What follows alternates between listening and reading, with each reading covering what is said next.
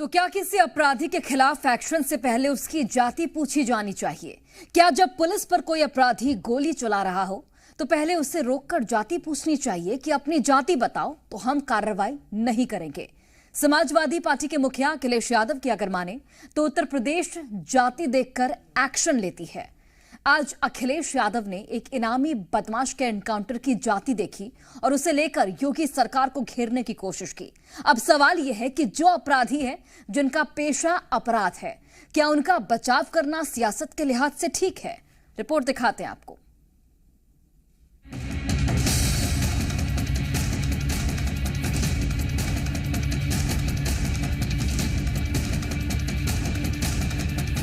नाम मंगेश यादव, पेशा अपराधी, इनाम 1 लाख, केस लूट समेत दर्जनों क्राइम। जिस अपराधी पर 1 लाख का इनाम हो, जिस पर क्राइम के दर्जनों मुकदमे दर्ज हो, जिसने 5 करोड़ की डकैती को अंजाम दिया हो, और तो और जिसने पुलिस वालों पर हमला करने की कोशिश की हो और तब उसका एनकाउंटर हो जाए, तो क्या उस एनकाउंटर को नकली कहना जायज है?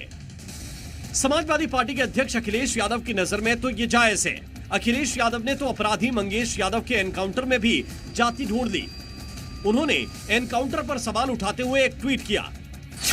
अखिलेश यादव ने लिखा, लगता है सुल्तानपुर की डकैती में शामिल लोगों से सत्ता पक्ष का गहरा संपर्क था, इसीलिए तो नकली एनकाउंटर से पहले मुख्य आरोपी से संपर्क साधकर सरेंडर करा लिया गया और अन्य सपक्षीय लोगों के पैरों में सिर्फ दिखावटी गोली मारी गई और जात देखकर जान ली गई। अखिलेश यादव को लगता है कि सुल्तानपुर के कुख्यात अपराधी मंगेश यादव को जाति देखकर गोली मारी गई। अपराधी की जाति ढूंढने वाले अखिलेश यादव को जवाब देने में योगी आदित्यनाथ ने भी देर नहीं की।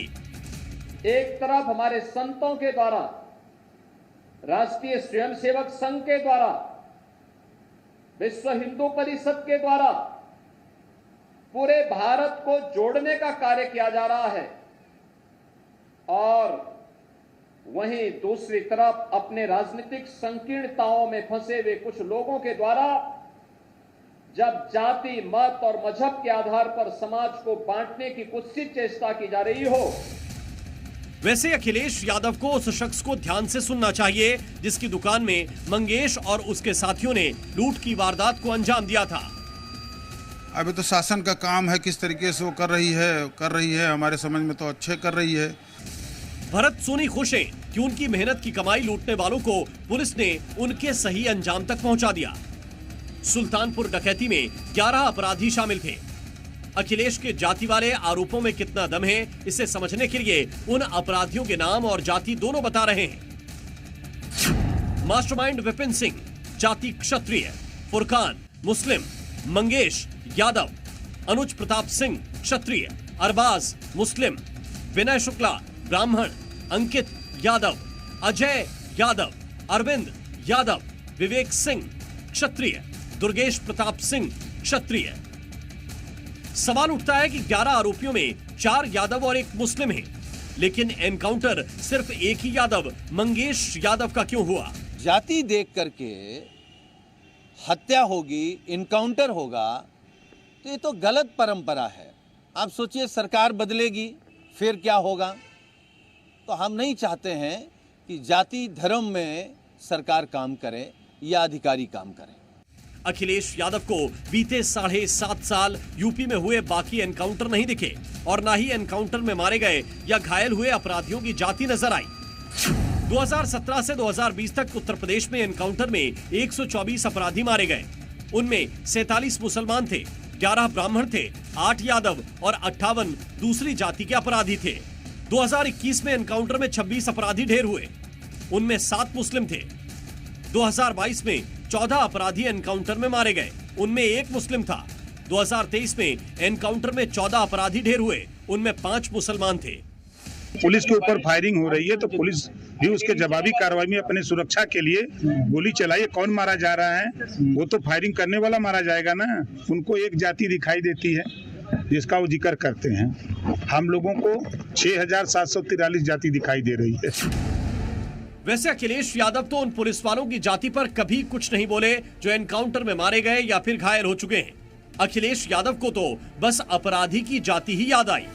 जब जब सपा पावर में रही है तब तक अपराधी सत्ता के समर्थन से प्रदेश की जनता को लूटने का, खसोटने का, बहु बेटियों की इज्जत आबरू लूटने का काम किए हैं। ये पूरा प्रदेश अच्छी तरह जानता है। अखिलेश यादव एनकाउंटर में जाति देखने से पहले बुलडोजर एक्शन में धर्म भी देख चुके हैं। एक सवाल तो यह भी उठता है कि जिस तरह अखिलेश यादव ने अपराधी के एनकाउंटर में जाति देख ली और यादव होने की वजह से उस पर सवाल उठा दिया, क्या उनकी सरकार रहती तो जाति देखकर उस अपराधी को डिस्काउंट मिल जाता? ब्यूरो रिपोर्ट, जी मीडिया।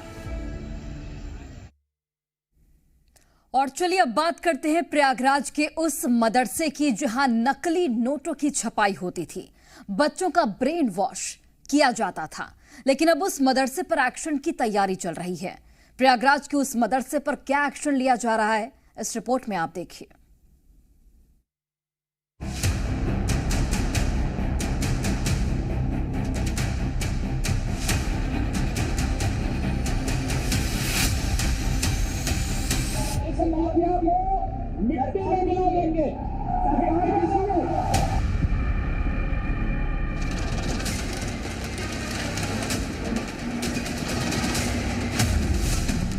प्रयागराज में जिस मदरसे में नकली नोट छापे जाते थे, उसके खातों का हिसाब अब बुलडोजर एक्शन से हुआ। जिस मदरसे के मौलवी का कमरा आपत्तिजनक दस्तावेजों का ठिकाना था, अब उस किलानुमा मदरसे की दीवार को ढाने की तैयारी चल रही है।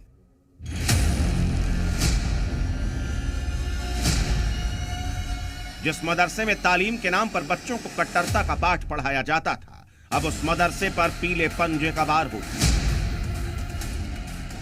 मदरसे के बाहर प्रयागराज विकास प्राधिकरण का पोस्टर लग चुका है। मदरसा कमेटी को नोटिस दिया जा चुका है। अब पीडीए और पुलिस मस्जिद को गिराने की तैयारी में जुट गई। माना जा रहा है कि आने वाले दिनों में यहाँ पर बुलडोजर एक्शन भी देखने को मिलेगा। अधिकारियों का कहना है कि नोटिस जो जिम्मेदार हैं उनको दी गई है, तय समय सीमा की गई है कि अगर तय समय सीमा के भीतर वो संतोषजनक जवाब नहीं देंगे तो यहाँ पर बुलडोजर एक्शन भी देखने को मिलेगा। बुलडोजर कार्रवाई से पहले पीडीए ने मस्जिद को सील कर दिया। इसके बाहर एक पोस्टर भी चस्पा कर दिया गया जिसमें इस मस्जिद की खरीद, बिक्री और किसी भी तरह के निर्माण पर रोक लगाई गई। प्रयागराज की जामिया हबीबिया मदरसे में नकली नोट का पहले भंडाफोड़ हुआ। उसके बाद आरएसएस और हिंदुओं के खिलाफ भड़काऊ साहित्य इसी मदरसे से बरामद हुए। अब इस मदरसे को सील कर दिया गया है। मदरसे के बाहर हैं, तस्वीरें दिखाने की कोशिश कर रहे हैं। यही वो जामिया हबीबिया मदरसा है जहां पर कल शाम को पीडीए और पुलिस प्रशासन की जो टीम है वो पहुंची थी और यहां पर बाकायदा जो सीलिंग की कार्रवाई है वो की गई और ये एक जो नोटिस है वो यहाँ पर चस्पा की गई है। हम इन तस्वीरों को दिखाने की कोशिश कर रहे हैं जिसमें सीधे तौर पर ये लिखा है कि अनधिकृत होने के कारण यह निर्माण सील किया गया है। इस निर्माण में सील को तोड़ना, पुनः निर्माण की कोशिश करना तथा किसी प्रकार का क्रय विक्रय करना अवैधानिक एवं दंडनीय अपराध है। बुलडोजर एक्शन से पहले मदरसे के 70 बच्चों को उनके घर भेज दिया गया। मदरसा कमेटी के 12 सदस्य और वहां काम करने वाले कर्मचारियों को भी घर भेज दिया गया है। करीब 35 बच्चे पहले से ही अपने घर जा चुके थे जो वापस आने वाले, अब उन्हें अपने घरों पर ही रुकने को कह दिया गया है। दरअसल प्रयागराज विकास प्राधिकरण को इस मदरसे में अवैध निर्माण मिला। मदरसे का निर्माण बिना नक्शा पास किए ही किया गया था। अवैध तरीके से 3 मंजिला इमारत खड़ी कर दी गई थी। अब तक जांच में 2700 स्क्वायर फीट के अवैध निर्माण के सबूत मिले। जोनाधिकारी द्वारा जो जानकारी दी गई उसमें ये तथ्य निकल के आया कि ये अवैध निर्माण का प्रकरण है और उसका मानचित्र स्वीकृत नहीं है जैसा जोनल अधिकारी बता रहे थे। तो उनको जो है जो भी नोटिस आदि की कार्रवाई की गई और नियमानुसार उसको सील किया गया है। अगर वो यथोचित उत्तर देते हैं उसका जो भी उनको नोटिस दी गई है तो इसमें अग्रिम कार्रवाई की जाएगी। जाहिर है इस मदरसे में तालीम के नाम पर बच्चों का भविष्य खराब किया गया। जिस मदरसे में नकली नोटों की छपाई से अर्थव्यवस्था को नुकसान पहुंचाने की कोशिश की गई, जिस मदरसे में दान के नाम पर इस्लाम के ठेकेदारों ने अपना साम्राज्य खड़ा किया, अब उस मदरसे के गुनाहों के हिसाब का वक्त आ गया है।